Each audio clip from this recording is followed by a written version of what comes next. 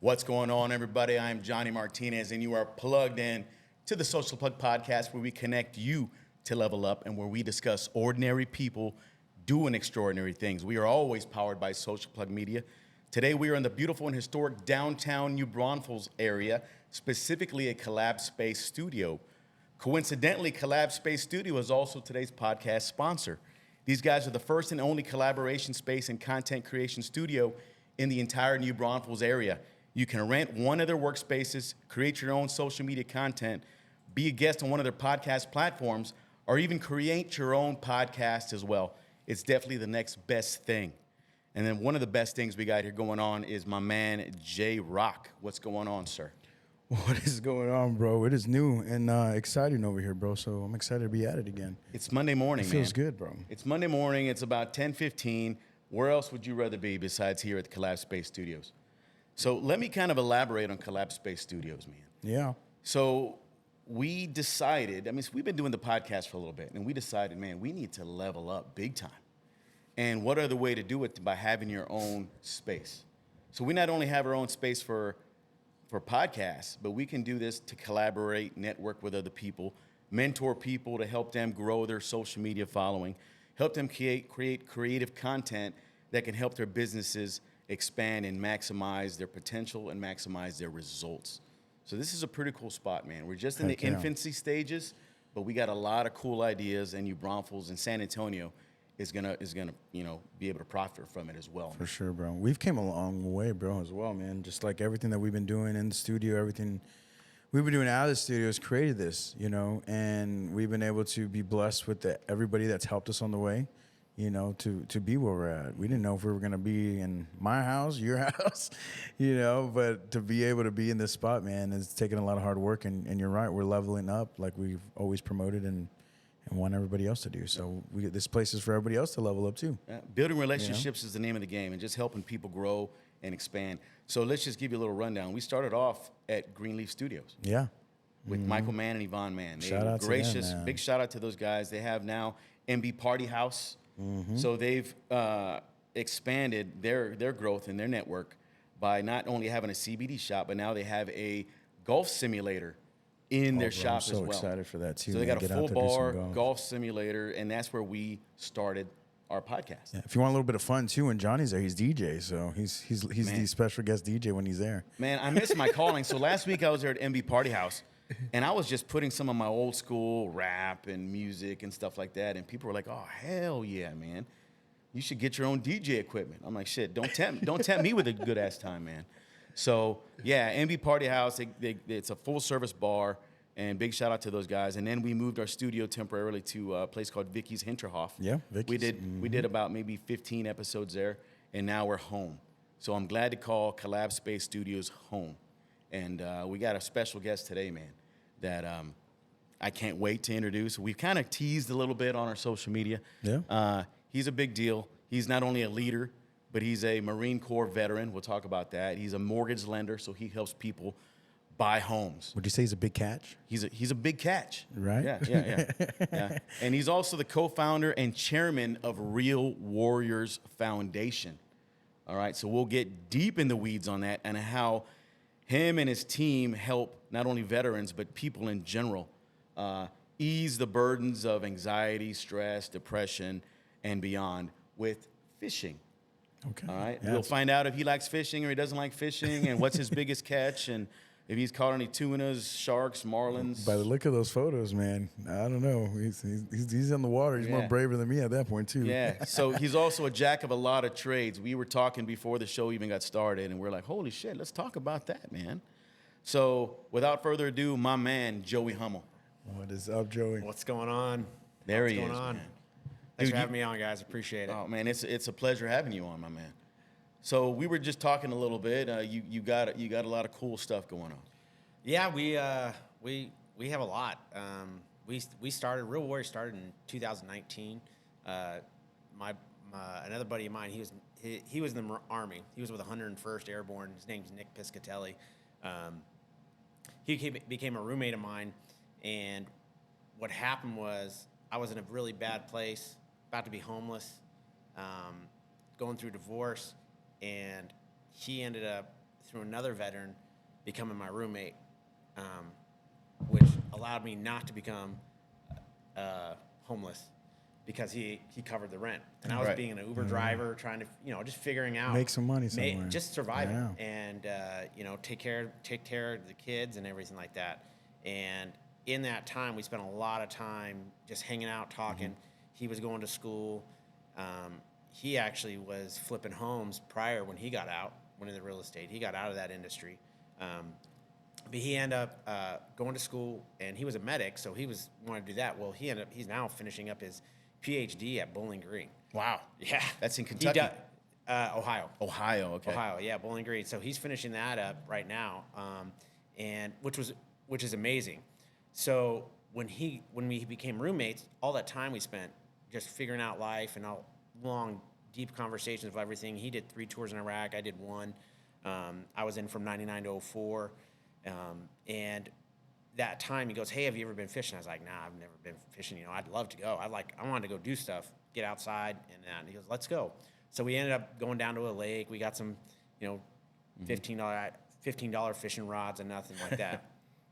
Next thing we do is we go out on a lake. We get a little tiny pontoon boat we rent. And then we go out on the ocean. He goes, let's go saltwater. It's more exciting. And I'm like, all right, let's Next go. level. I'm sitting next level. And we just kept going. And then pretty soon, we were doing 2.5-day trip out in the middle of the ocean. No cell service, no connection. It was just me, him.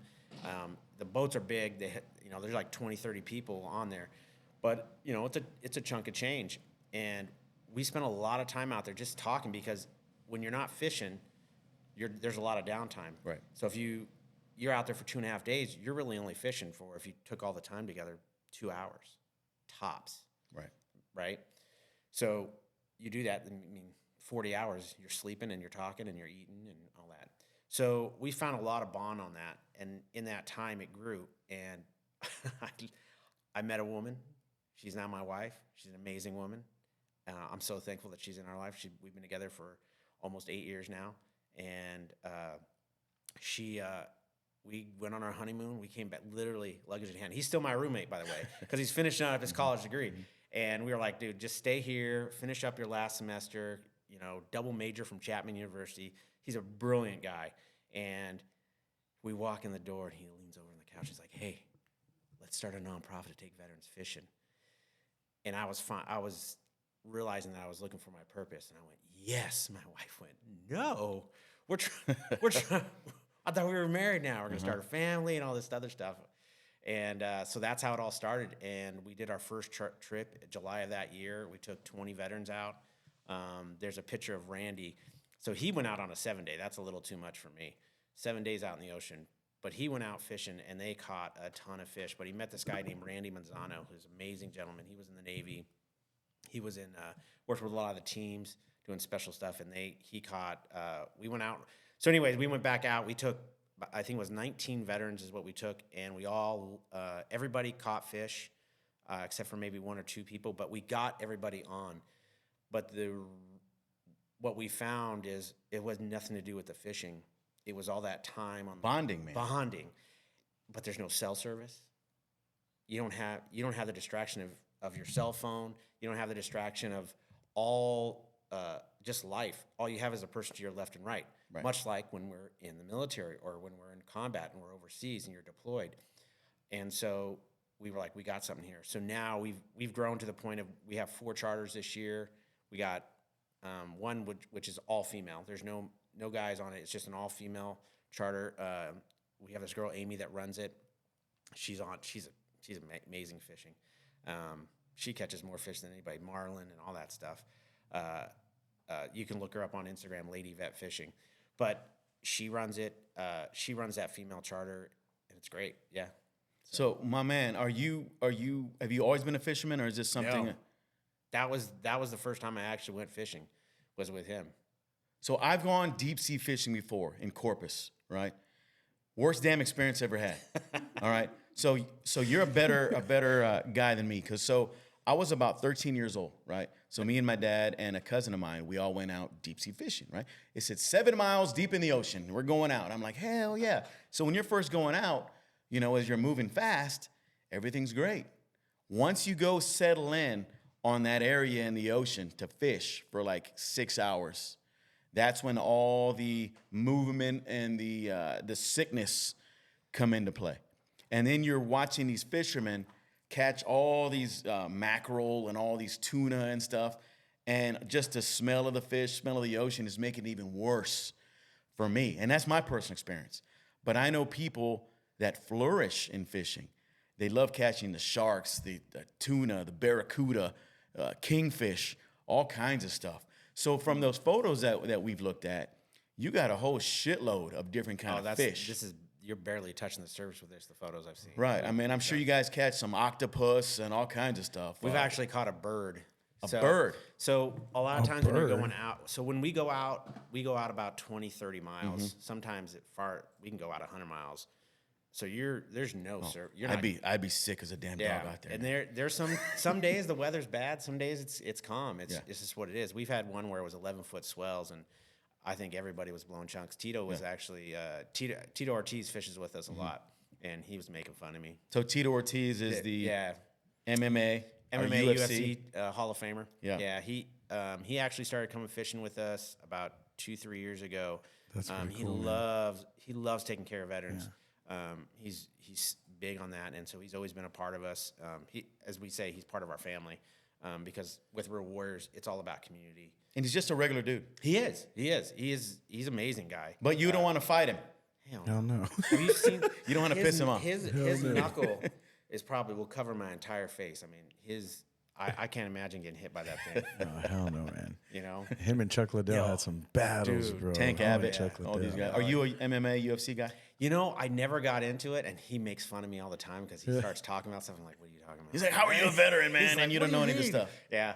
But he was like, Chuck Liddell, fight number 2. Well, there was a place that my buddy and I would go down to Seal Beach, and this is back when MMA was UFC, like early stage. There was no weight categories or nothing. It was just like, all right, you go in, and I'll never forget. I don't know what fight it was, but we were sitting in there. We were smoking a stogie. I was like 19, 20 years old. This is, 97, 98. Okay. And I'm smoking on a cigar, and we're sitting in this room, and whatever. We're watching the TV, and this guy, there's like no way. This guy had to weigh like 350, right? And this other guy comes in, he's like $190, maybe 200, but he's like strong, jacked, right? You can tell he's And they on blow the whistle, steroids. And you see that big guy just boom, boom, boom coming in, and this guy took off running, leapt, jumped, crawled up his chest, locked his legs around his head, and just started bashing his face in, and it was like a tower.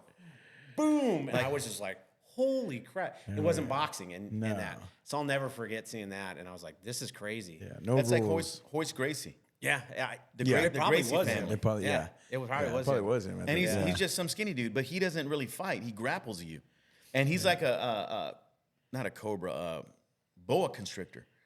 Once he grabs onto you, you're done. Now that I wasn't, because Gracie, I think he wore gi and everything. He wore so gi. This guy wasn't wearing. You could gi. wear shoes back then too. Like in the fights, you were allowed to wear shoes. You could kick them while they were on all fours. Now you can't kick them when the guy's on his knees and his hands. Like you get disqualified.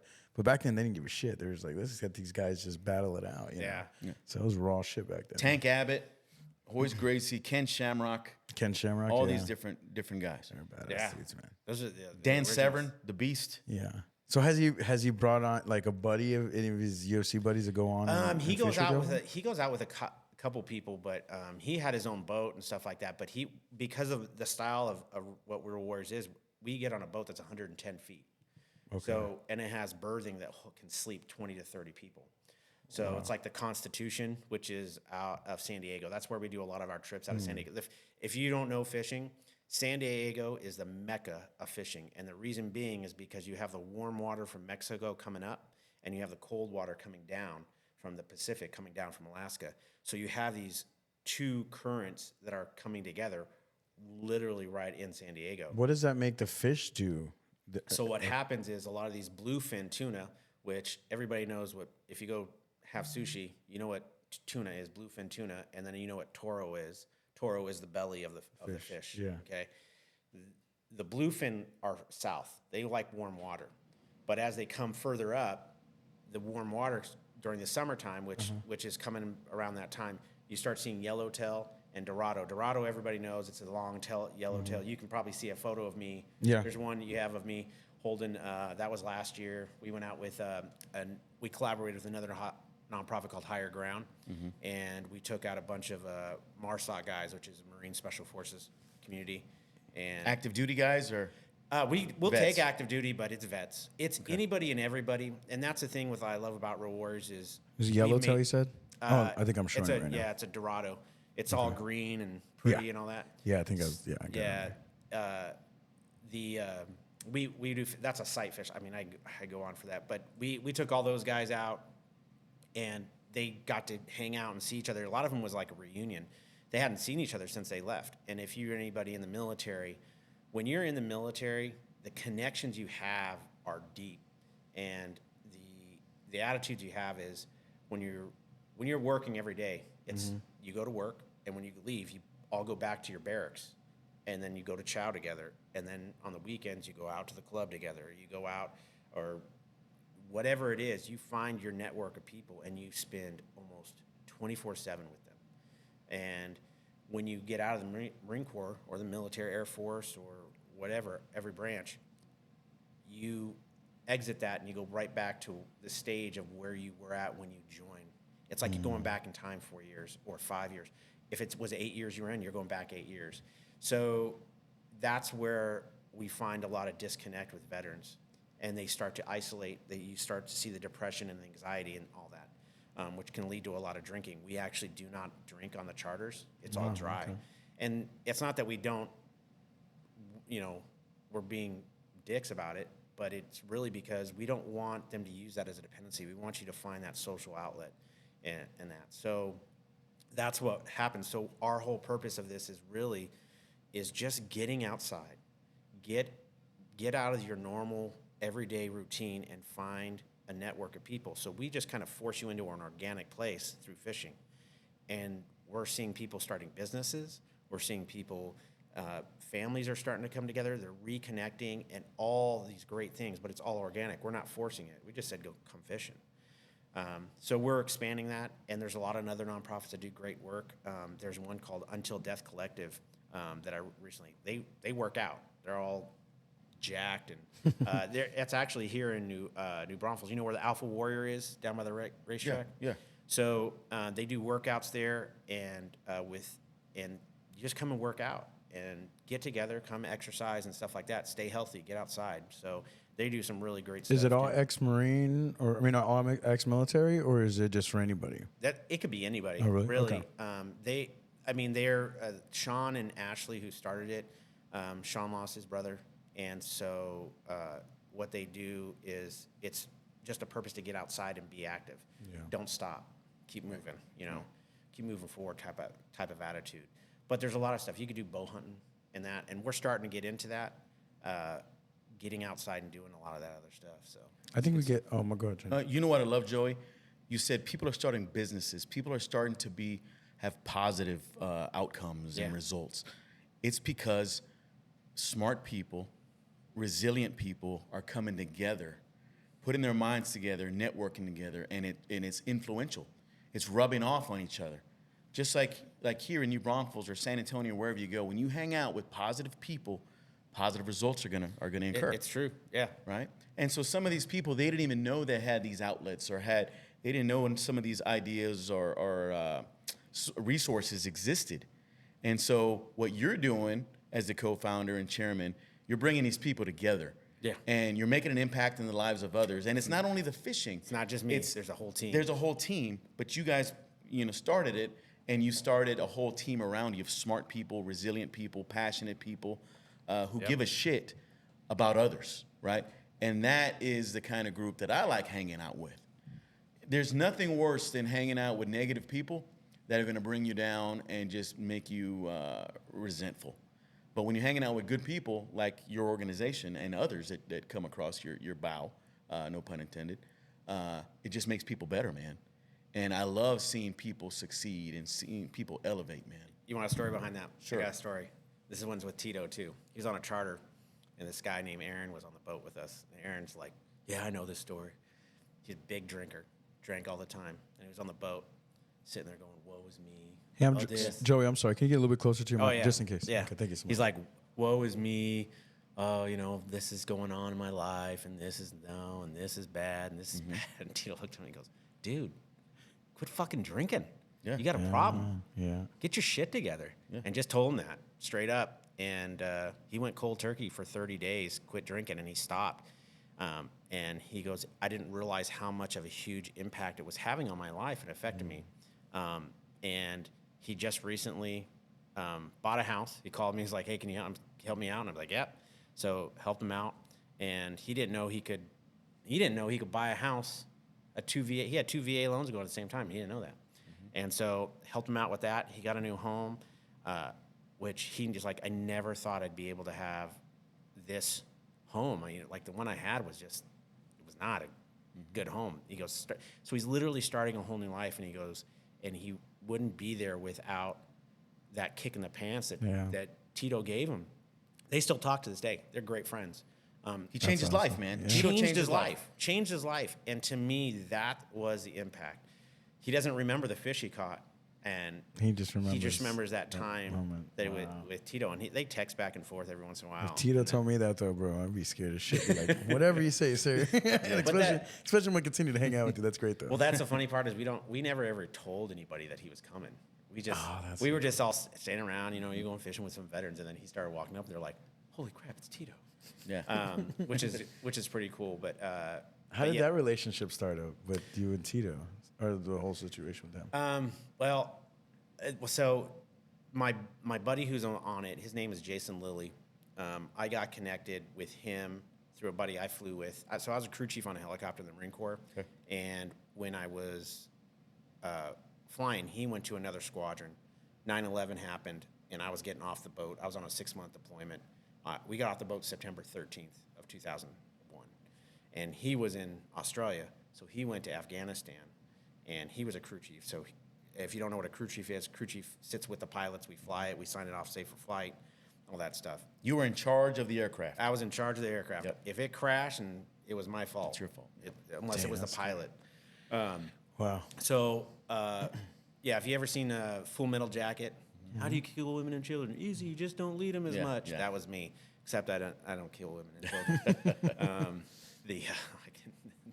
There's come to some close times because you can't see anything from the air. But it's the anyway.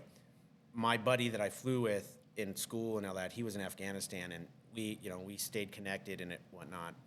And his buddy, his name's Jason Lilly. So if you ever seen the show Generation Kill on Yes, HBO? I like that. Okay, So that was about 15 years ago. right, Something like that, yeah. So the character Jason Lilly, okay, this is Jason Lilly, the real Jason Lilly that lived that life. They had an actor that played him. Yeah. So they worked together, and he was like, "I love fishing. It's been therapeutic for me. I want to start a nonprofit fishing." He goes, "Hold up, you need to call my buddy Joey."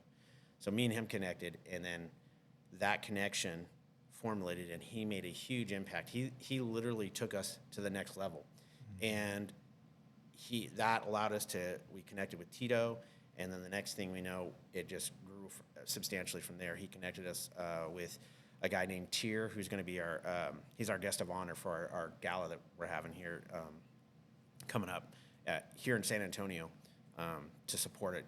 Tier is a Green Beret, and he worked with Black Rifle. He actually helped level up, create the Black Rifle, the nonprofit part of Black Rifle. Okay. He got that coffee? started. The coffee, yeah. The coffee company. So he helped get that started, and he's become a good friend of mine. But that's what it all happened. So that's how we met Tito, is through That's so cool, Jason, man. and Relationships, right? it really is. And we sat down and had breakfast and lunch or whatever. And we were sitting there, and he's like, "Dude, stop going through my social media because it's like a Makes him filter." feel weird, yeah. He's like, "Here's our number," So now we just text each other. So That's cool, man. Yeah. So let's talk about your time in the Marine Corps. So you started in '99, right? Yeah. And you were done when? I got out in 04. Officially got out in '04, but the Marine Corps is still in you. You're still a Marine. I You think still have the mentality? Well, mine's different. My dad was in from 69 to 91, and he was a drill instructor. So mine started off when I was born. I've just always It's in you. It's in me. It's that just keep going and just keep going, never quit type attitude. So yeah, That is such a magical thing. So I'm obviously a big advocate of the military, specifically the Air Force, but we love the Marine Corps as well. We love the Army, and we like our cranes. and we like the Space Force. Brand new thing. But the military has taught me so many intangibles: the Yeah. leadership, the confidence, all these other things. What has it taught you, man? The camaraderie, the loyalty, and I'll be honest, just from the job that I had, the problem solving and troubleshooting that we had to do in running a business, because that and the leadership. I mean, JJ did tie buckle. If you don't know that acronym and you're in leadership, Google it, and you're like, what? Just sound it out and spell it out. It'll pop up. The leadership traits of the Marine Corps are JJ did tie buckle, and you don't know what that means until it's an acronym. Military is and one of the one is TACT, right? If you don't know what TACT is, and there's so many different things that form a leader. So that being instilled in me, I think it's always been a part of my life, and being held accountable for our actions, whether they're good actions or bad actions. Do good stuff happens. You do bad stuff happens. And that's one thing I think that led into it, and that has allowed me to continue on in the success of my life. But my success in my life has not been successful all the time. There's been failures like no other. I mean, I'm twice divorced, Has that made you better today? Well, it has, because it's allowed me to look inward into who I am. And, everybody always says, what in a divorce, that person messed up, and this is why we got divorced, is because they were like that. Well, it takes two people. It's collective. It's a a collective collective thing, effort. right? So that's why you got married. So why did that fail? And so I had to look and go, where did I make mistakes in that? And that's how I've improved on me. Am I perfect? No, nobody is. We're all imperfect people, but it's something that you constantly strive for, but you can never achieve, is perfection. And to me, that's those mindsets are what we have, and you just got to keep moving forward in that. So with these divorces and time in the military and starting up business ventures, traveling, it incurs stress. It right? does. Yeah. How has stress impacted you? I thrive in it. I like a challenge. And I think that goes into being in combat and the adrenaline rush you get from being in war. So you were in you were war, getting yeah, shot at, shrapnel. Well, I've been freaking- shot at, but I'm blessed that I never had to pull the trigger. That, a lot of people want to go to war, but they don't want to do war things. Yeah. The concept of what war is, this is not to get political. We were in Iraq. So I was in Iraq in 2003 when we first went in. OIF-1 is what we call it. And I was sitting on the border of Kuwait, getting ready to head into Iraq. And, George Bush, the president, was like, okay, we got, you have 48 hours to get out, and we're coming in. I remember that. And so I was sitting in what's called the El Fa Peninsula. It was a little part of Iraq that touches the Persian Gulf. And what happened was artillery started firing in, and they were hitting. We wanted to take out that strategic point. It was supposed to be the largest helicopter insertion since Vietnam. It was 23 helicopters, I think. And we were flying a mission. As we're flying the mission, our Dash 3 in front of us got vertigo, and they went right into the ground. So we lost 4 Marines, and it was right in front of you. Yeah, they were right in front of us. The fireball almost engulfed our helicopter, and so you had the anxiety going on, and you had stress, and you had the pucker factor was all around us. Yeah, I mean I was sitting right seat, so I'm sitting in the helicopter, so I was looking down over it, and the next thing you knew, a fireball.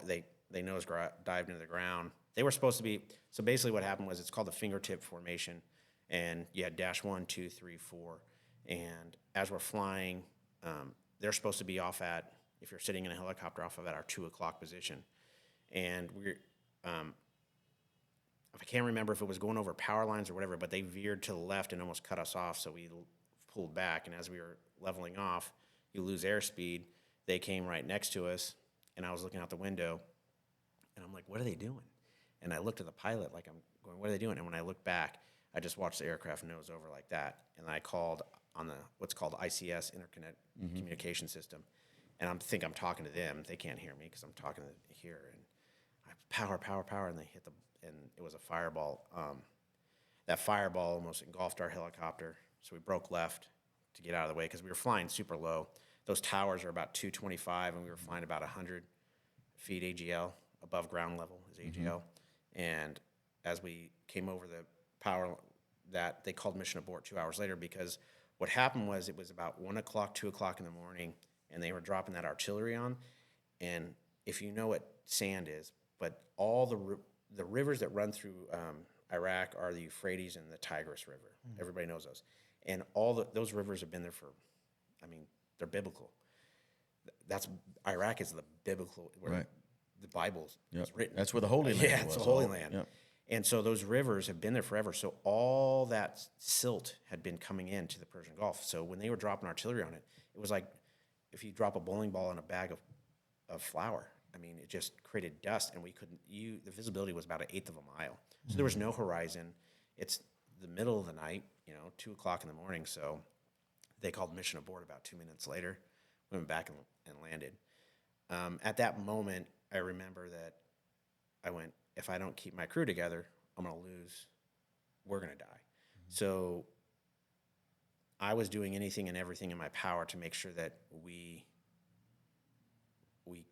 kept our head on a swivel. And I literally, my pilot started losing airspeed as we were coming back, and we were starting to lose our Dash 2 now because we didn't have Dash 3. And I'm literally hanging out. We're only doing about 90 knots when everybody else is doing about 110, 120. So we're losing them. And I knew we were using them as a reference point that's flying. And I was just like, come on, you got to pick up airspeed. Let's go. Come on. And we finally landed and everything. But it was a thing. At the time, we had, during the war, because it was all publicized, they had news reporters on every single unit or squadron had somebody attached. And Oliver North was ours, and he had Griff Jenkins, who's a reporter on Fox News at the time. We thought Griff was on Dash 3, because Oliver North was on the first one, but he was actually on Dash 2. So it's in his book, and he has a video of it and stuff like that. But yeah, we lost, my son's named after my buddy who was on there, Brian Matthew Kennedy. We lost my staff NCOIC, Staff Sergeant Watersby, who was, he was an amazing guy. He literally just got custody of his son. Wow. Damn. 2 weeks before we deployed. And he got to spend a week with his son, and then he left for Iraq. And it was, So. And that changed the trajectory of that entire family. It did. It changed his son's life. I know the whole unit, squadron, a lot of the guys, we try to keep in touch with them, but I think sometimes those dynamics are hard to maintain. And we just actually had a reunion last year in Houston. We got anybody who was with our unit, 268 Red Dragons. They're actually in Hawaii now, but at the time we were in Camp Pendleton. So we all got together and we were talking about it, and I think somebody reached out to him, but he doesn't respond too much anymore. So let's put that into perspective, man. You were going, looking at your buddies perish in a big ball of flames. Yeah. Right there, you were fearful. Everybody was, holy shit. It just got real. We're about to die. So let's put that into perspective now. When shit goes sideways or whatever, you're just like, man, I've seen death. I've seen destruction. I've seen the worst of the worst. I'm going to be okay. Yeah. Does it kind of put... It's not that it's going to be okay. It's just like, okay, let's find a solution to the problem, whatever it is. There's a solution or there's not. And at the end of the day, we get to go home. And we're not in a stressful environment. But how the much courage do you have, man? I mean, you didn't even know you had this courage. No. You're keeping everybody calm, putting everything, kind of keeping everybody motivated at the same time. You don't know what you're capable of till you're put in those situations. And I think that's where the military does a lot of training. And everything we were doing was coming second nature. So it allowed me to instinct. But I also had my buddy Ben Knickerbocker. He was my AO. He was my air observer. He was a crew chief just like me. He just happened to seat there, and I sat here. That's all it was. And in fact, when I was jobless before Warriors, before this all started, Nick, he helped me get a job where I was fixing medical equipment. He came back into my life. Veteran, that's what, to me, the community is about, is like we're always looking out for each other, like, hey, if you need something. And it's something that a lot of people don't know, or they're afraid to ask. And that's why I share that. Like, when I first shared this story, when I came back from Iraq in 2003, and, why do you share the story? Well, I didn't want to be that guy that nobody knew about the story or anything like that. And we all have those experiences or shared experiences, but we can't, it's hard to connect. And because some people don't want to talk about it, right? They just don't want to talk about it. And I want to put it out there, like, it's okay to share the story. And do I have it? I can feel my body right now. It's just part of it, but I'm not letting it control me. Right. And that's what happens. But it's taken me years to get to that level and try to overcome those things. Did that? So were you married at the time when all this? No, I didn't get married till after the military. Okay, so did these experiences play a role in your everyday life that kind of was intertwined with the divorce and the stress that you had in those first two marriages? So my first marriage was actually a girl that I knew for a while. She was part of our friend crew that we used to hang out with, and we started dating. She found out I was crushing on her and I liked her or whatever, and then so she started. She had a boyfriend at the time, so I never pursued her. Mm-hmm. So when I was overseas, she reached out to me, and I was like, "Oh yeah, cool." So we started talking, and then, of course, dumb young Marine, moved back, married. 6 months in, we were engaged. 6 months later, we were married. 6 months later, we're getting divorced. I mean, it was so fast, and I was just not in the right frame of mind. I mean, I barely remember it, and I take blame for that because she probably didn't know what she was walking into, and I was not in a mental place to where I probably should have been in a relationship. I just knew that I was done with military service, and I was like, okay, I'm ready to start a family. Oh, my girlfriend, yeah, that's who I'm going to marry, and that's where I feel like I've learned from. Like, well, marriage is important. It's pretty sacred. Yeah. In that. So for men and women, because women serve obviously as well, when you go out, especially as Marine, Army, that are combat-related jobs, it takes a toll on your body physically, mentally, emotionally. You have all these things that you didn't have before coming in. And now you have this baggage, so to speak. And it takes a lot of discipline and a lot of commitment and communication that has to be relayed to the other person. Like, look, I'm irritable sometimes. I don't have the patience. I've seen shit in my life that is that other people haven't seen. You need to understand that I just want to be alone sometimes. And I don't always want to talk about how my day was. I don't always want to talk about these different things. And it happens. Yeah. I was never in combat, but I was under stress constantly to produce. I was in recruiting, so I always had to produce numbers. And I was a drill instructor as well in the Air Force. So I always had to produce bodies for the military. Right. And once I trained them, they went off to the tech school and so on and so forth. But I was their first line of supervision. I introduced them to the military. So I had a lot of pressure on me. Yeah. And that's why I'm high strung today. I just want to get shit done. I want to get it done right, and I want to be effective. Yep. But same thing with military vets. No matter what branch you served, we're a little high strung, and we're built a little differently. Precision is what it is to me in the military because in combat you can't make mistakes, and the training that we do every day. We do it over and over. Like literally, all we did with training when we were in helicopters, we're going to go land over there, and we would take off land, circle land, circle land, circle land. Okay, let's go over that spot where there's trees closer. Let's try to get in there, circle land, circle. That's all you do. That's all you do. And then break down the 50 cal, put it back together. Okay, how do you have a jam? Close your eyes. All those things, because it's set for when you're doing it. But where I think as a crew chief, to me, and this can correlate to anybody in any realm, we were in aviation. So that standard of if the aircraft needed to make sure it worked properly, there was no mistakes, because if something failed mechanically, then people died. Yep. And so to me, I'm very particular about making sure things are very precise and perfect. And are they going to be perfect? No. But if I make a mistake, I know that I'm going to not make that mistake again. Right. And you learn from it. Yeah. My first job in the Air Force was also avionics. Oh, yeah. So I worked about 5 years. I worked on B-1 bombers out in Abilene, Texas, Oh, yeah. Dulles Air Force Base. Oh, yeah. So whenever the plane had a write-up or whatever, it was a no shit. It was a big deal. Oh, yeah. Everything we dealt with, even one screw could take down the entire aircraft. Yes. If one screw under the fuselage was lodged into an engine, the whole crew can go down. Yes. So everybody had to make sure they did their job and did it right. FOD. FOD, that's foreign object damage for some people who don't know. But everything was precision-based, and everything was livelihood-based.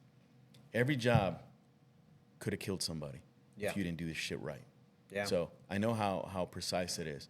And there's sometimes some of my friends, including J-Rock, like, dude, that guy's fucking high-strung. I just want shit done. Yeah. Because I'm so used to doing that. My entire adult life has been based on precision results. And that's just the way I am. And until the day I die, it's the way it's going to be. I can't change. I'm not going to be like, okay, today I'm not going to give a shit about nothing. We're just going to do everything however you want. Oh, it can't be like that. But this is the other part, that I always talk about, is the people that you work next to. Everybody there worked at a certain level, and we all held each other to the same standards. So we were a team, and no matter what, we had to do our jobs or people died in our profession. Now, and I'm sure there's jobs now, even, in aviation. If they don't do their job, people die, planes crash. So there's certain standards that you have to follow. And I think that's one thing, because when you get into combat, even when you're on the ground, if you're a grunt, or you're a PJ, or you're TAC P, or you're artillery, whatever, when you're in a combat situation, those guys that you're with next to you, the mentality they have is, I'm going to die. I'll die. I want you to go see your family. I want you to get home. And you're going, no, I'm going to die so you can go home to your family. And that's the mentality we have. Think about that, man. That's crazy. That's the mentality we have. Yeah. And when you get out of the military, you still have that kind you still have that mentality, but then you're like, but the people you work next to that have never been in the military, you're like, oh, I don't know if you're going to do that. Right. That's why, and that to me is the bond that a lot of veterans have. Like when you meet somebody, I'm like, he's got me. I don't have to worry about it. I know you have that mentality. I know you will do what needs to be done, whatever it is. And that's why a lot of veterans have a lot of trust in other veterans. And that's correlates to it. So that's why a lot of veterans come together in these communities and work together. That's why I speak of the only thing that I can relate it to in the civilian sector is value goes both ways. 100%. If I give you value, I better get value in return. And it's not always money. No. It's just having my damn back, talking great about me in front of others, things like that. That, to me, goes both ways. Yeah. Right? And it's the same military mentality. Yeah, it really is. The money is, you can make money. Money's easy. Money comes and goes. It does. I was doing great, and then I had nothing, and then you make money again. I mean, you can. It's the matter of getting up. Right. You're gonna fall down. I mean, how many times did you fall down as a kid? All the time. You just don't remember it. Yeah. But you got back up. You started walking. So you grow. That's what it is. It's a mental state. Yeah. So, Joey, you remember back in the day when America had no issues with recruitment? You remember that? Yeah. Oh, yeah. People loved hoisting the American flag, right? The flag meant something. Yep. People love the red, white, and blue. People love the military. They loved all branches, and they loved border security, and they loved all kinds of stuff. I'm not going to get into politics, but it's changed today. It has, and a lot of people talk about the good times make weak men, or weak men make bad times make strong men, strong men make good times, and good times make weak men. It's a whole cycle. We're just going through another cycle. I mean, it's part of life, and that's where we have to, as a society, as people, just help look out for each other and be exposed. I think a lot of people in today's society just need to go travel. I think they need to go educate themselves. That's a good point. When I was just here, because I grew up on the south side of San Antonio. Yeah. And there's a lot of people that I grew up with that are still on the south side of San Antonio. They've never left. They never left, so they have a small-minded mentality. It's the same thing. I'm not saying anything bad about them. No. But they don't think strategic. They don't understand the big scope of things. And I was fortunate when I joined that I got to see different cultures. I got to go travel a little bit. I got to go see different things. And I was like, oh, that's how it is. It's not only like this in San Antonio, it's just everywhere, or vice versa, right? And I think people do need to travel more. People do need to understand that there's a lot of shit going on out there that is positive. Right? Oh, yeah, there's a lot of great stuff. I know the military today has been frowned upon for some reason or another, right? Just like the police force has been watered down, and it's been politically driven as well. But the military service is an outstanding thing, and it definitely changed my life and my perspective on everything. But today they're having a lot of trouble recruiting, and that's unfortunate, man, because then that plays into a weaker military, weaker borders, weaker security overall. If you can't recruit the next level of airmen, Marines, soldiers, so on and so forth, America and ultimately the world is going to suffer. You're right. I mean, oh man, security. I could totally elaborate on a lot of this. You're talking about this, it's just a cycle. I mean, look at Vietnam era. Everybody was drafted. They served because they had to, for a war that we now know was, just you go in politics driven on that. Mm-hmm. But they all served at a time when you had to. You didn't get a choice. It was like, what number did you get? Right. And then after that, nobody wanted to join the military. I'm sure the numbers weren't that good, and they didn't pay good. In fact, my dad, who was in from 1969 to, there was a point when he was in and he didn't rate food. He was on food stamps if they wanted to be. Mm-hmm. And then when I think Reagan went in at the time, it was 83 or 84. You'd have to research it, but they had a massive pay increase because people in the military were doing all this stuff, but they had nothing. And they didn't want to be a part of the military. And I think that changed as time grew on because of pay, and they modeled it around it. They paid more to their military. But I know a lot of people that want to join the military because of that. They hated the military. They hated what the war was doing. Mm-hmm. And I think we're running into that same thing after the war with Afghanistan for 20 years. We were in a war for 20 years against terrorism. And what happened? I just saw a video on there, Americans traveling to Afghanistan for vacation and seeing, serious? I'm dead serious. That is crazy. And he was in Afghanistan on vacation with his family, with his wife, his kids, and they were seeing and we're like, what the heck? Crazy. And that's probably the last. That one and Beirut are probably the last places on earth. Maybe Syria as well. Right, and so and you're going. We were just there, like, was it 2 years ago? It was 2 years ago.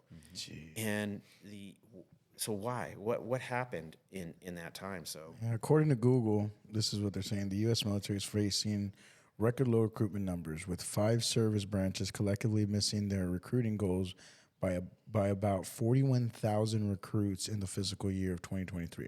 For example, the Army fell short of its goal of 65,000 active duty enlisted soldiers by about 10,000, while the Air Force recruited only 24,100 of the 26,877 it wanted. So Yeah. We used to put in 35,000 easily. We used to exceed our goal. People wanted to serve in the Air Force. People wanted to serve in the Marine Corps. And us recruiters, we would be like, hey, you're not qualified for the Air Force, but let's get you in the Army. Let's get you in the Navy. Well, that's why they just removed now you can get a GED and join. You don't need a high school diploma. Yeah. I read on that. Would you say that we've lost the pride in why people would do that too? You know? Hell yeah. The pride is gone. You know? I don't think people value Yeah. what's going on in our country and the thing. And I think that's one thing. Like you traveled abroad, right? And I mean, I've been Never abroad. never abroad. No. I was in special duties for 21 out of my 24 years. You traveled to the United States though. The United States, yes. So a jabroni like me, what's abroad? Abroad means overseas. Oh, okay, outside okay, of continental U.S. So I've been through 19 countries. I've been to Thailand. I've been to Guam. Well, Guam's a U.S. territory, but Bahrain, Kuwait, Iraq, Saudi Arabia, Jordan. Wow. So you go to all these places and you see a whole different side of culture, and to me that's the biggest thing is you start to go, man, this is different, and you should exchange rate, how far your money goes here versus over there, and you start talking about the BRICS versus the U.S. dollar now, and people are going, what are you talking? What's a BRICS? Well, it's another form of currency, and one thing that has made U.S. so great is we have the U.S. dollar we are the forefront of the dollar. We are the basis of what money is the United States, and a lot of these countries go off that. So that's that's just, I won't get in the finance. That's my lender coming in the money. Dude, have you ever seen the U.S. debt calculator? Oh, I don't that know, shit's yeah. going up like by yeah. thousands of dollars a second. Yeah, you know who we owe money to? Everybody, China, Yeah. I mean, everybody. It's so funny. They make everything. Yeah, right? I know. Jeez. Anyway, but the culture that you see and that you see what's going on in other countries. I mean, I was in Thailand, and I remember seeing a grown man walking down the street with a little boy holding hands, and I'm like, what is going on? They're like, can't do anything. It's completely illegal. And you're like, I was like, what? Are you serious? And that is a society norm there, but it's not allowed, and you can't do anything about it. So when you see those here, we have these certain standards in place in our country, I love the United States. It's amazing. Are there some bad parts of it? Absolutely. Nothing's perfect, but you have to do your part and make things right and do good. Yep. And I have be good, do good. It's Dude, that simple. There's other countries, I'm sure you know what I'm talking about. I'm not going to say the country or the religion, but if your daughter if she has sexual encounters prior to marriage, that you can rid her off the face of the earth. Oh yeah. Also, they prep these little girls and boys to get married by their 10th birthday or 11th birthday. Yeah, it's coordinated. Yeah, for like a 6-year-old man or Yeah, it's a cultural thing. We were in. I remember we were deployed on our boat, and we were in Bahrain, and one of the Navy guys almost got in trouble. He had to go back to the boat. He was driving in a taxi cab, and the driver was flirting with the guy. Wow. And the Navy guy, and he was trying to hook up with the dude. Right. And the Navy guy wasn't having it.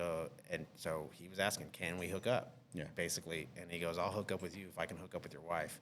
The driver lost it.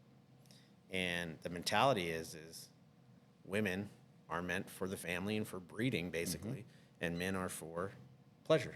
Right. And so they have clubs where it's just men, and they do their thing. So, But that's not looked at as homosexual. it's not no. It's a normal part of society in certain areas. Now, in other areas, you're like, no, in other areas they're like, in certain areas like in the Middle East they don't do that. But it's like a hidden underground thing. So Right. you just enjoy what you have. Control what you can control, man. Stay in your circle. Yeah. And But expand your horizons, expand your network, expand your connections. you do. But control what you can control, and if you can't handle it, you don't need to do that. Just stay with here, and you slowly grow. Real Warriors, for example, I started out thinking we'll take one, you'll do a charter year. I never pictured it being where we're at now, where we have a board of directors, we have operations. I mean, they have taken on such a workload because a lot of these guys find these passion projects and they feel like there's so much value in what we are providing them to these veterans, and they're like, I want to be a part of this. This is amazing because it's all volunteer. Nobody gets paid. There's no money going to anybody. This is strictly every nonprofit. dollar. It's nonprofit. If you look at overhead, I think we're running at like 4%. I mean, that's for overhead for like website, and so people can sign up, you know, and that. But yeah, and we have a lot of support. Salty Crew supports us. Tito Ortiz supports us. We just had our Fins and Fairways golf tournament, and people came out and golf, and so we golf one day and then we fish the next. And we're going to be bringing that here to Texas, and that's something I'm working on now. We just had our first charter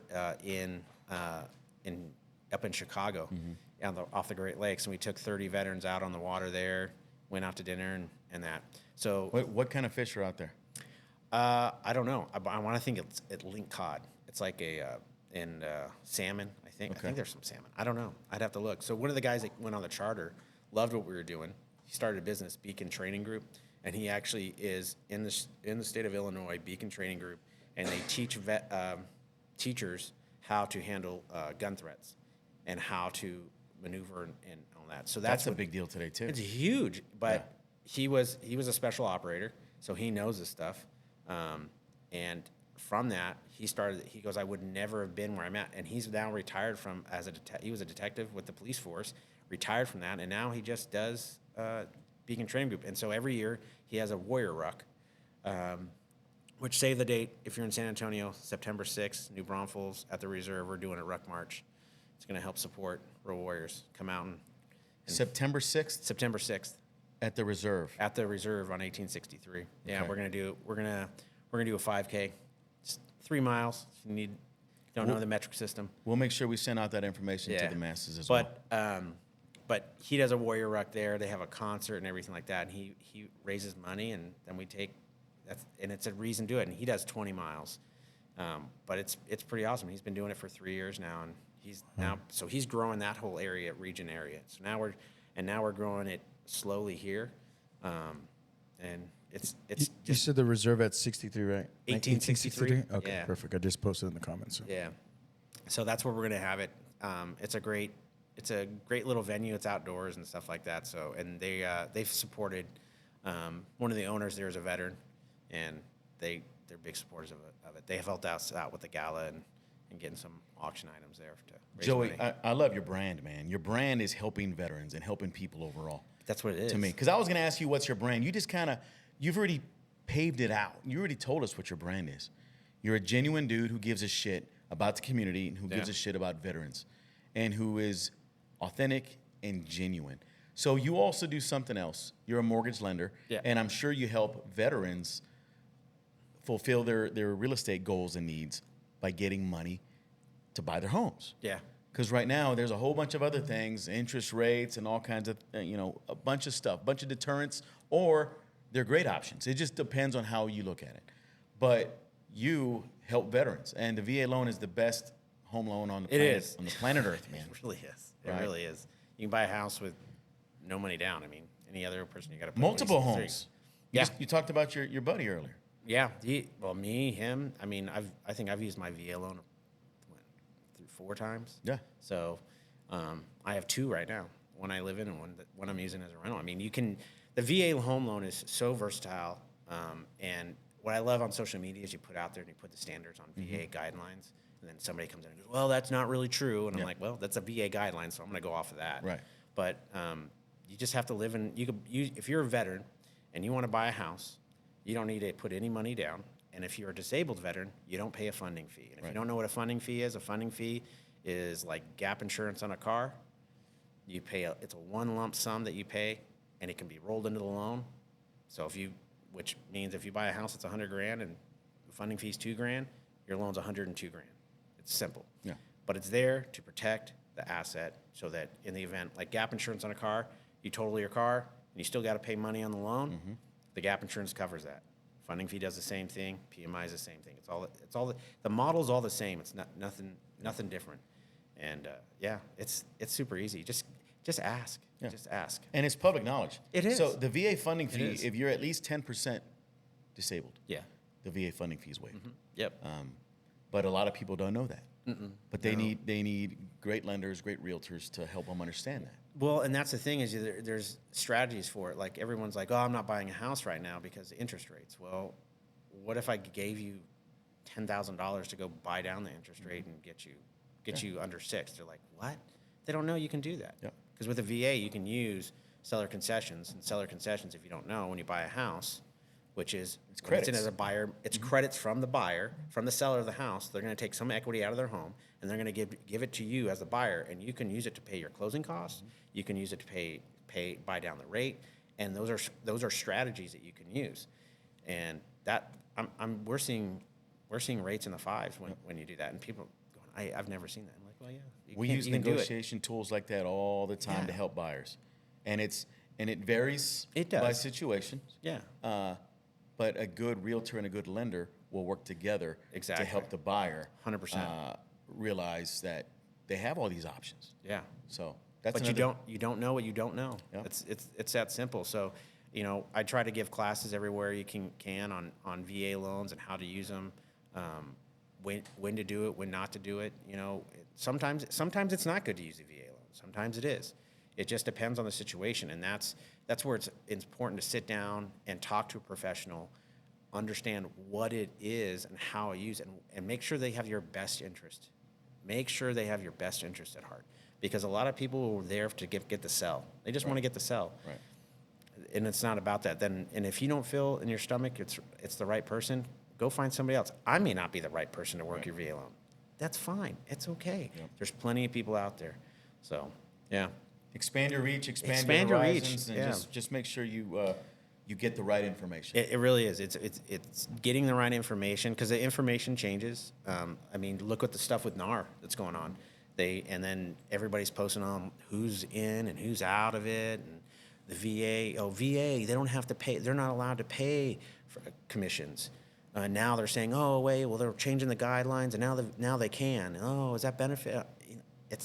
Does it really? Does it really matter? No. But is it really Just- benefiting the veteran? No. It's not. No, it's not. Because And ultimately, the ones who suffer sometimes are the buyers. it really and- is. and the veterans. It really is. It's a whole. It's just, if you want to buy the house and you're an ethical person, nothing's changed. Right. If you're doing it for the right reasons and you're actually helping people, it doesn't matter. Just be good, do good. That's what it comes down to. So Joey, when it's all said and done, man, and it's our time to go, your time to go, right? What is your legacy? What are you going to be remembered as? Somebody to help. Just hopefully I've taught people to just help people, and that they want to continue on doing for other people. Because sometimes when you're alone and isolated, you need that person next to you. Be like, hey, can you carry my pack? I got your pack. Let me pick up your pack and carry it for you. Help people out. And it can be something as just a simple phone call. It can be something as simple of, hey, can you help me move some boxes? Man, that makes a world of difference in people's lives. Yeah. Hey, can you come pick up my kid? I can't get there. School got out early. Can you go pick up? Yeah, absolutely. Because you're a single mom or you're a single dad.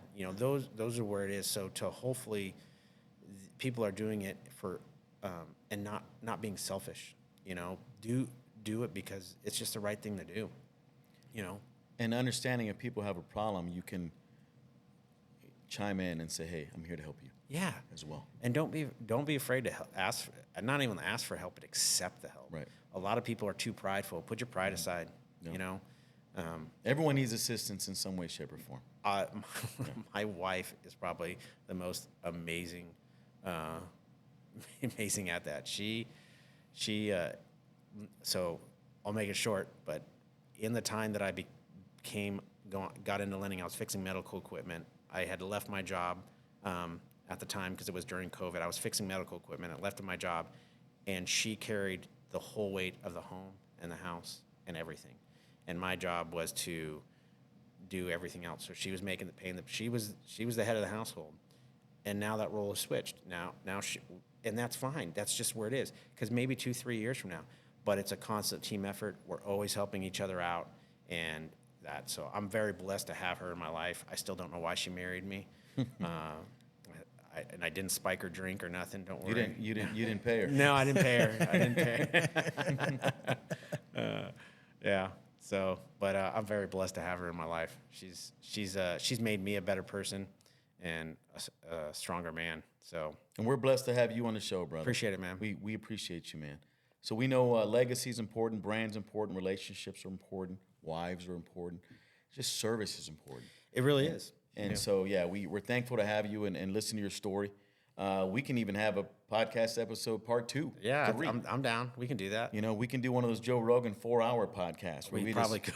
We just shoot the shit talking about outer space and aliens and all kinds of different stuff, science, pyramids. I love all that stuff. I love You like pyramids? He talks about. Dude, Yeah, I love. Are the they pyramids, square on the man. inside, or what's going on?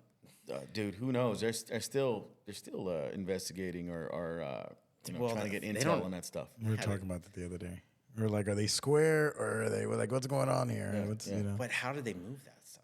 That's the thing. Is those stones were It seemed almost impossible because those things were tons and tons, and they didn't have equipment.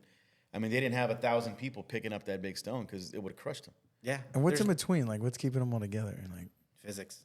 God, that's scary. Listen to Terrence Howard, man. That's crazy, bro. I love physics. That's You one of like my know favorite- Terrence Howard? Is that the? Oh, He's the actor. He's the one that I just saw that one. With Joe Rogan? he's a so scientist, man. There's people saying he's kind of lying, though, bro. You think so? Nah, I don't know. Did you see the patent he has? Yeah. He has like I saw 85 about that. patents. Yeah, he's not. But he doesn't have scientific proof around some of it, though. Well, Degazi or whatever that guy's name, he can't stand him. Yeah. He says this guy's a fraud and this. Yeah, I mean, there's people talking just a Oh, bunch of you're shit once going you like again. Not everybody's gonna like you. Yeah, Just like I yeah, just said. Yeah. Nobody's gonna like you. Is he doing good stuff? Yeah. Yeah. It's He's entertained me on some movies. Yeah, it's entertaining. Yeah. Yeah, he's He entertaining. was in wasn't that movie Hustle and Flow? Yeah, that's What's the Johnny's name of favorite movie. It's hard out here for a pimp. Yes. Yeah, it is. That's a great movie. Yeah, That's a great movie. Those are wise words to live by. That's right. Yeah, That but he a was good also in the movie Crash. I think I told you to watch Crash. He was in the movie still haven't Dead seen Presidents. Crash. I still haven't seen Dead Dead Presidents. Presidents bro. was a I'm good behind movie, right but now. Yeah, that Terrence Howard. So Have you who seen knows? that one, Joey? You seen Dead Presidents?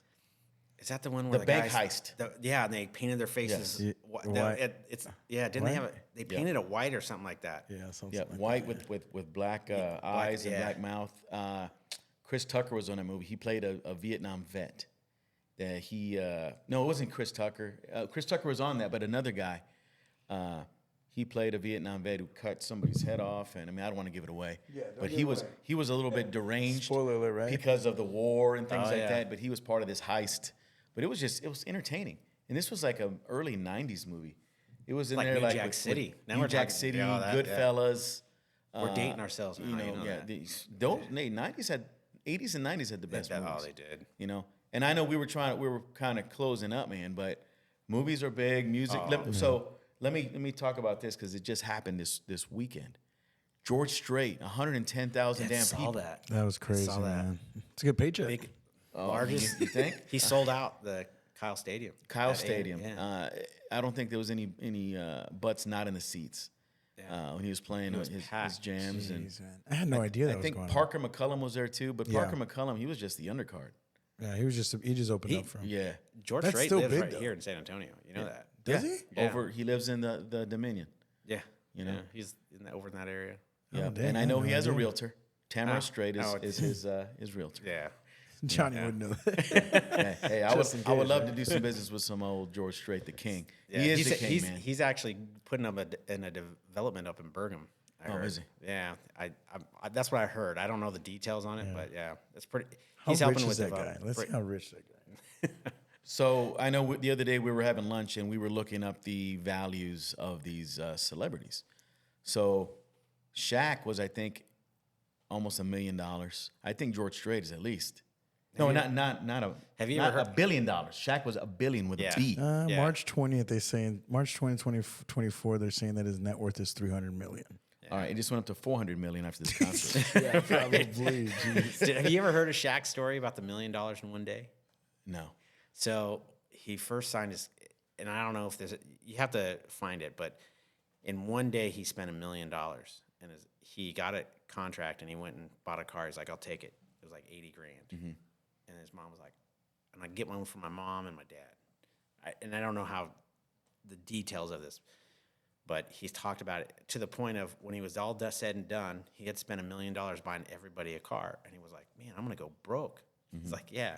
So he's like, I got to learn this stuff. So that's how it all it started, of him getting his degree. He started to level up. He started educating himself and all that. So then he went and got his master's, and he went to University of Phoenix to get his master's.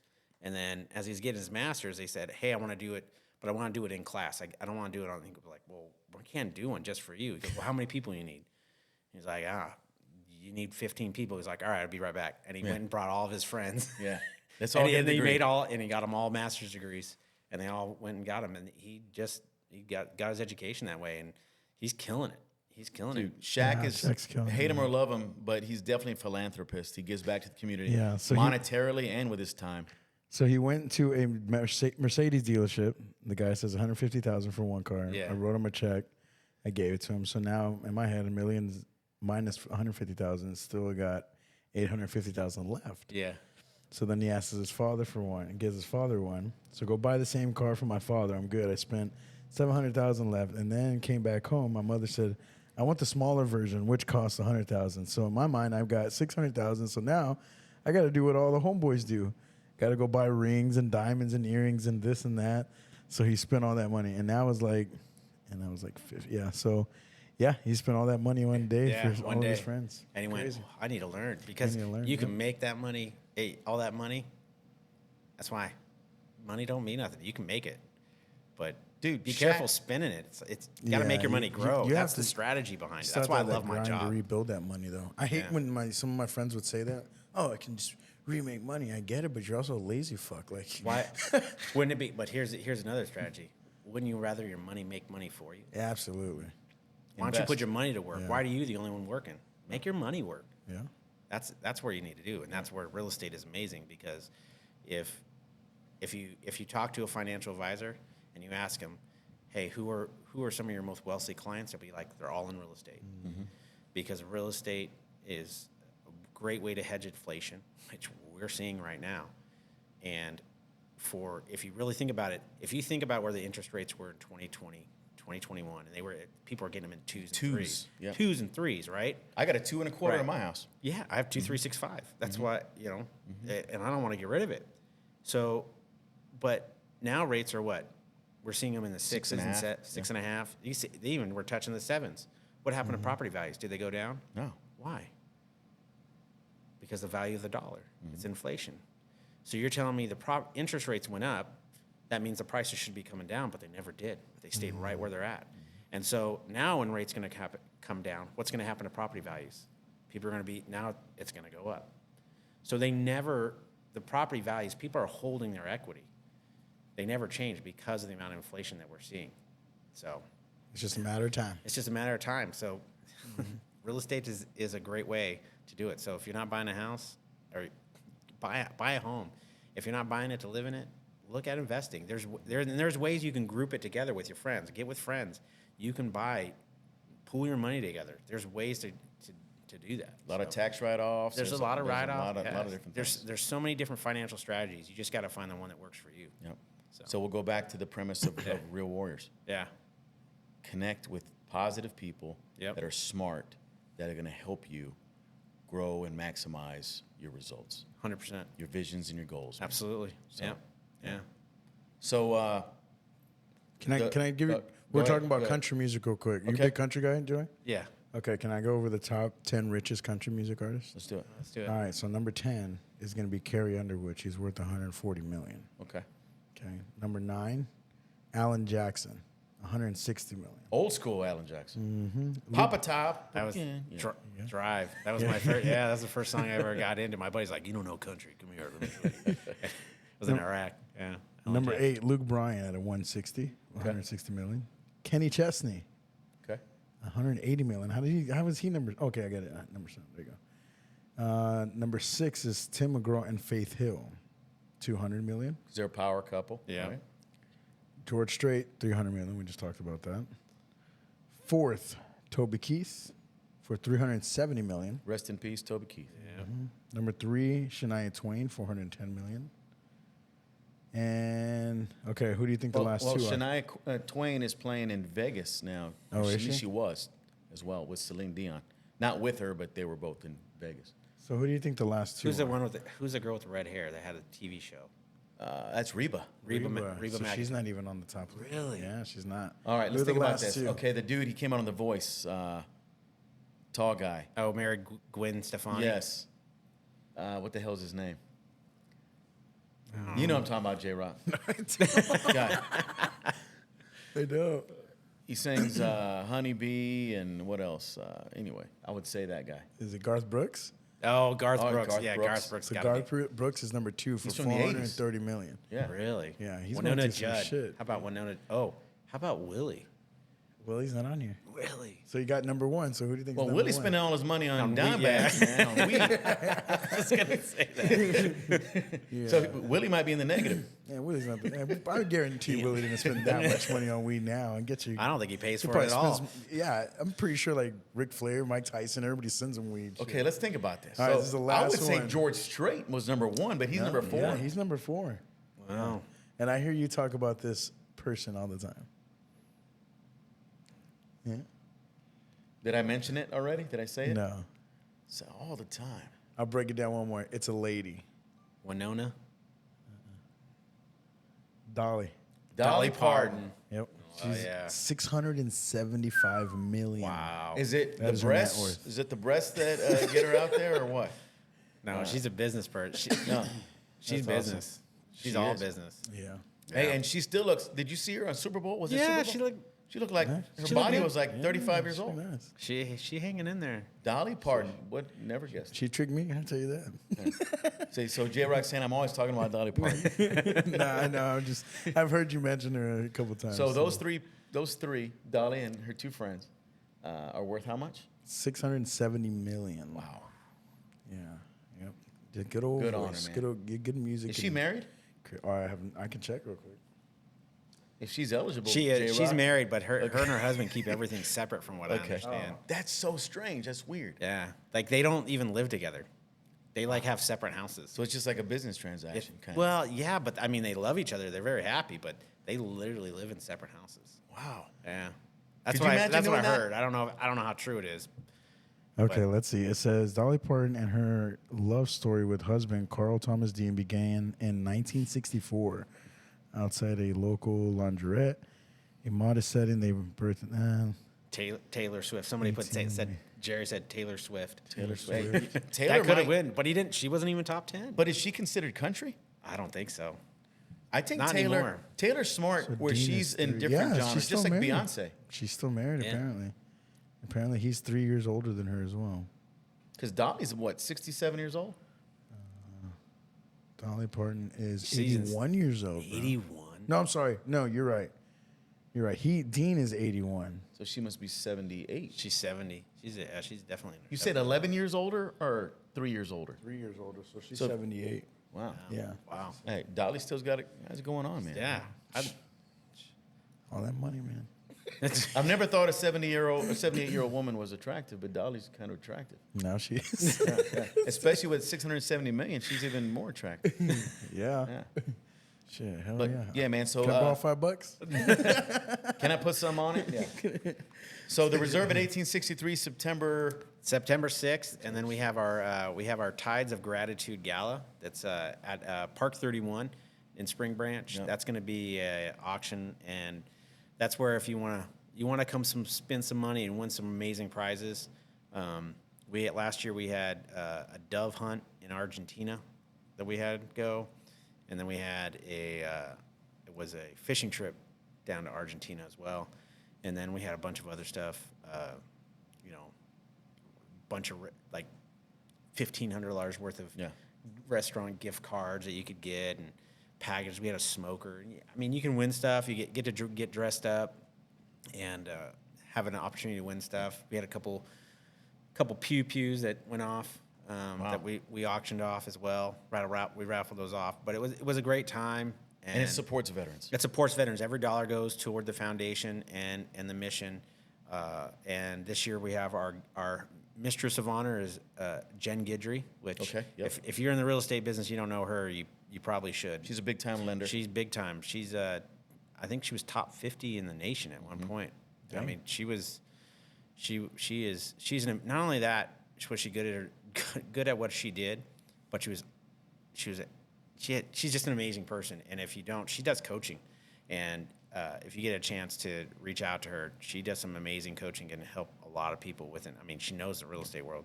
So J-Rock and I have actually heard Jen Guidry speak. I know you don't remember. She spoke at one of Dylan Shively's. The second one, right? The second one. Yeah. She had something. She got sick. She did. She had, and I'll probably mess up her story, but she actually had cancer, and she beat it, and to the point of she could barely breathe. And she went down to Mexico, got some stem cell, and changed her life. But it's happened twice. So her story is pretty magical as it is, because she has been a grinder like her entire life, and she's now she does a lot of giving back, and she's found God and doing a lot. I was blessed for the time that because she's the one that brought me on to the team at Guardian Mortgage, and so I'm blessed that I got the time that I did with her, because I learned so much just from that time.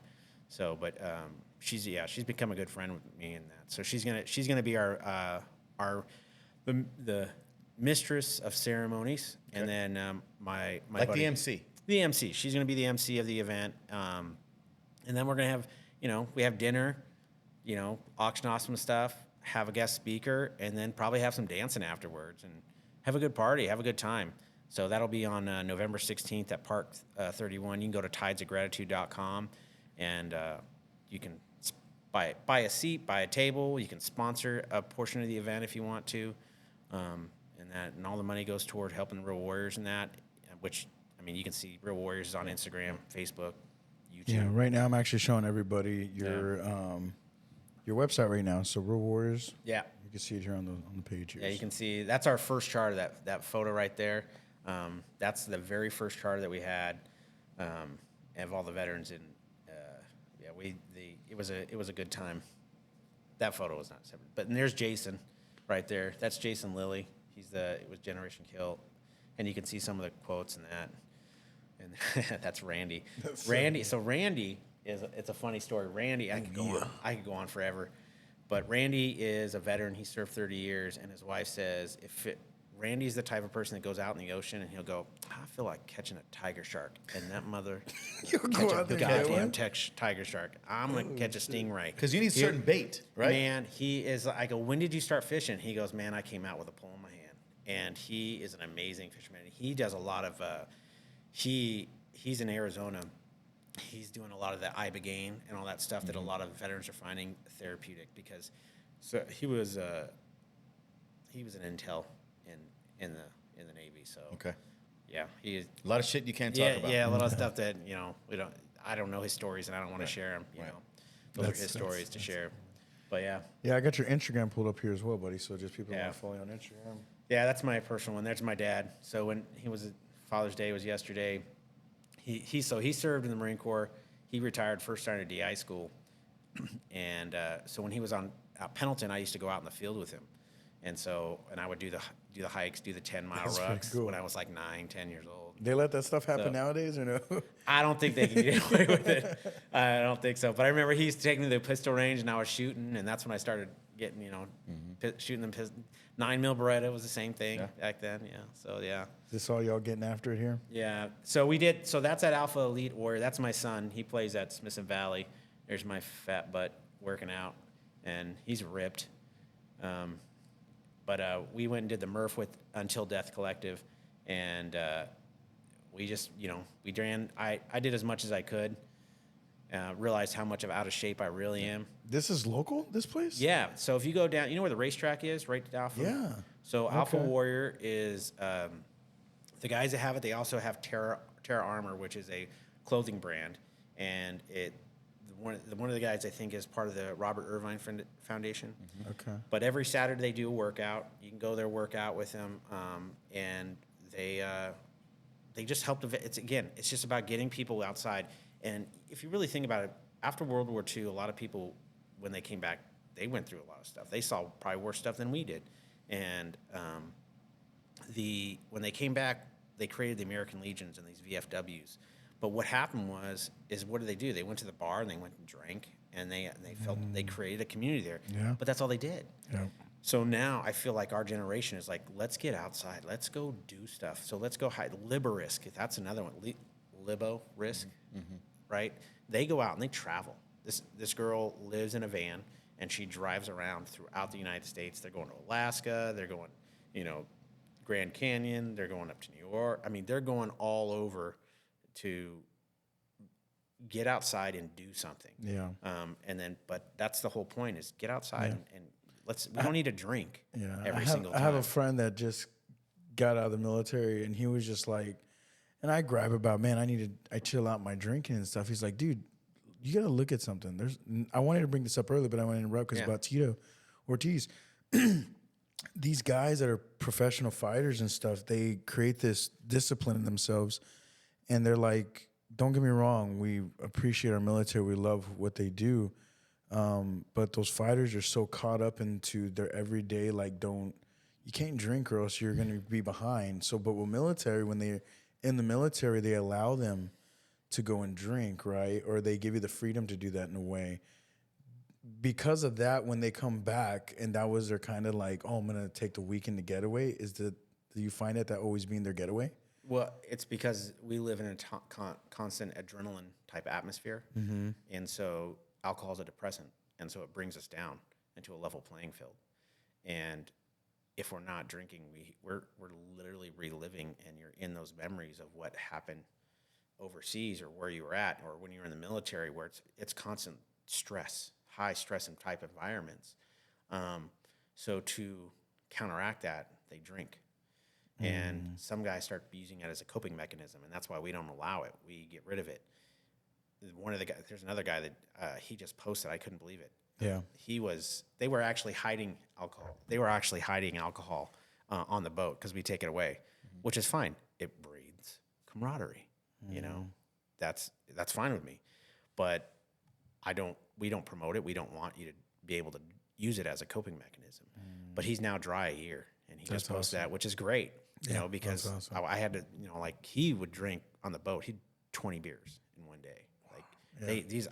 I couldn't believe some of the stuff they do. But so anyway, we could talk about, for 3 hours. Yeah, no, for sure. Hey, one thing I want to ask before we wrap up. Yeah.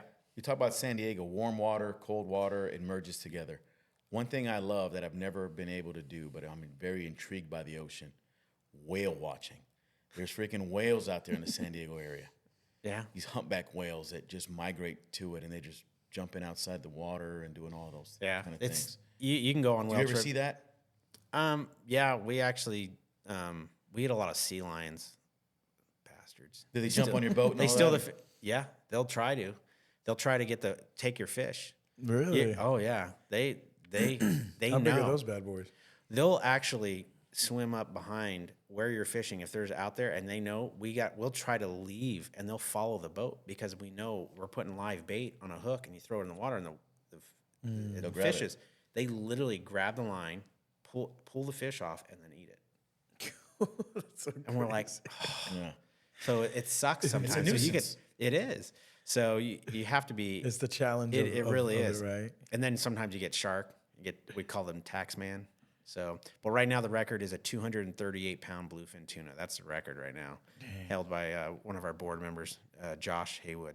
I don't have that photo, do I? No, it's on the Instagram, but you got to scroll back a little bit. But mine was 140. That's the biggest I've had. Man.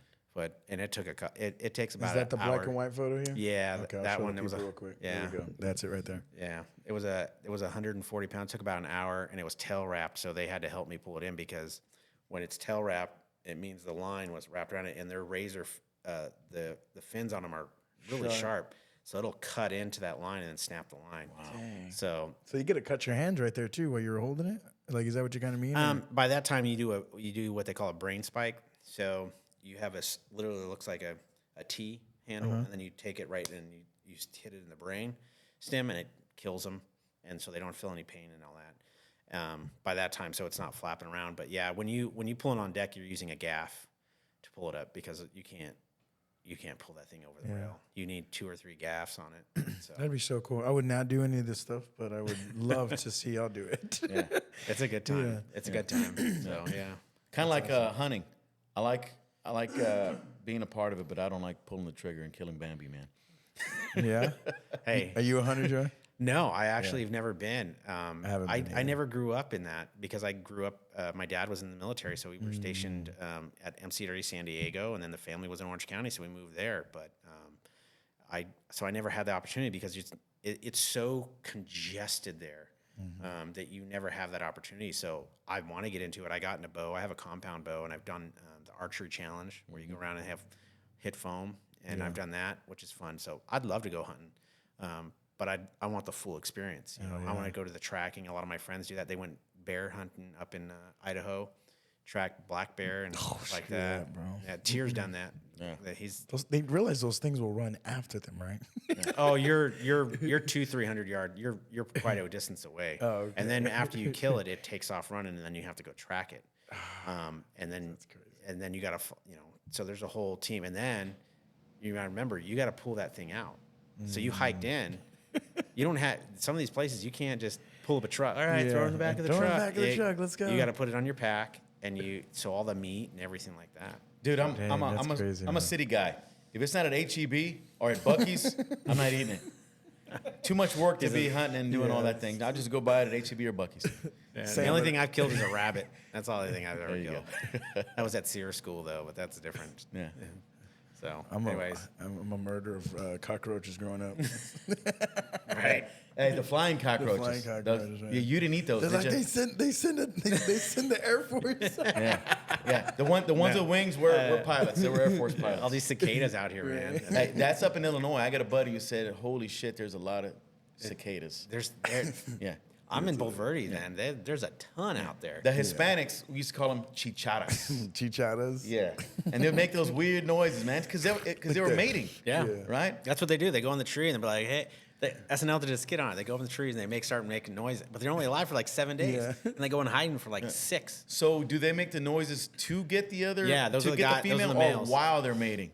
That's them. From my understanding, it's the males going, hey, come over. Okay. Come talk to me. What noise do they make while they're mating? I don't know. Maybe they don't. Stay away from my I don't want to hear I don't that. know. Stay I away don't from want my to daughter. know. Yeah, but hey, bugs having sex is not appealing at all. No. I don't think it's the same thing. No, man. That's hilarious. Hey, so where else can we find you besides here on our podcast today?